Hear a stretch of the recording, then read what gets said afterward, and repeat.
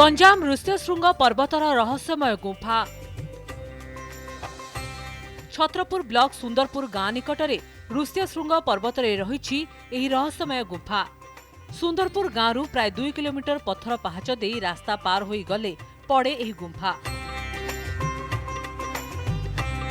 प्रकृतिर सौंदर्य भरा एही पहाड़ उपरे रहितिबा रहस्यमय गुंफा को नहीं रहिछि अनेक किंवदंती, अनेक रहस्यमय कथा। स्थानीय लोकंक कहिबा कथा, रामायणर बाली सुग्रीवंक युद्ध समय बाली एही गुंफा भितरे लुचिथिले। आउ केही केही कुहंती रावण माता सीतांकु चोरी करि नेबा बेले पुष्पक विमानर चकटी एही पहाड़रे घसी हो जाइथिला। तेणु एही पहाड़र प्रत्येकटी पत्थରରେ कटा दाग देखिबाकु मिले। ए ठाकुरंगर ना होची ऋष्यशृंग, जेहेतु विभांडक महर्षिंगर स्थान।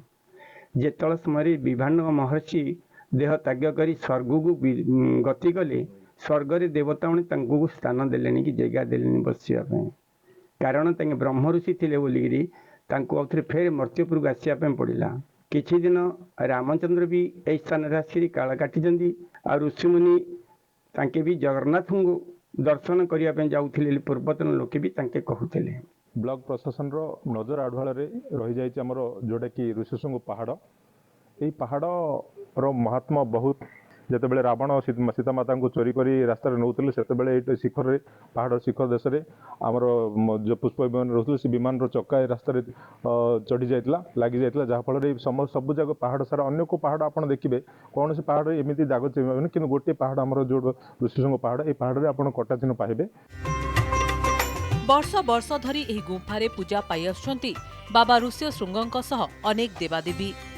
भगवान शिवଙ୍କ एक लिंग एठारे पूजा पाई आसुथिबा बेले अच्युत भगवान एवं हनुमानଙ୍କ सह अनेक देवादेवी एठारे पूजा पाउछंती। गुंफार भीतर गर्भकु जिबा अति कष्टकर। भीतरकु जिबाकु आंठेई आंठेई जिबाकु पड़िथाए। अंधकार घरे मां दशभुजाଙ୍କ सह हनुमान पूजा पाउछंती। हेले प्राकृतिक एवं एभली रहस्यमय जगह को जीवाकू गमनागमनर सुविधा नाही कि भित्तिभूमिर व्यवस्था नाही। एणु एहाकू पर्यटन स्थलीर मान्यता देई उन्नतीकरण करबाकू दाबी करिसेंती स्थानीय बासिंदा। आमे प्रत्येक कार्तिक मासरे आमे प्रत्येक सोमवार आमे उपरକୁ आसिक पिलाने सब बुलाबुली करी नाम संकीर्तन, हाँ राति रे नाम संकीर्तन होतले। एडी केते बाबा संत मध्ये आसिक बुली जाउतले। आमे थरे दी थर आसचु भितर को जाइछु, गोटे दीप जलुला, ए से दीप आज देखिलु जलुनी। बहुत टाइम आमे ऊपर आसिक बुलाबुली करू जाउछु। होची गंजाम रो ऋष्यशृंग पहाड़। एही पहाड़ रे 7टी गुंफा थिबा बेले प्रत्येक गुंफार किछि अलौकिक घटना रहिछि। छत्रपुर भगवान दास को रिपोर्ट, कनक न्यूज।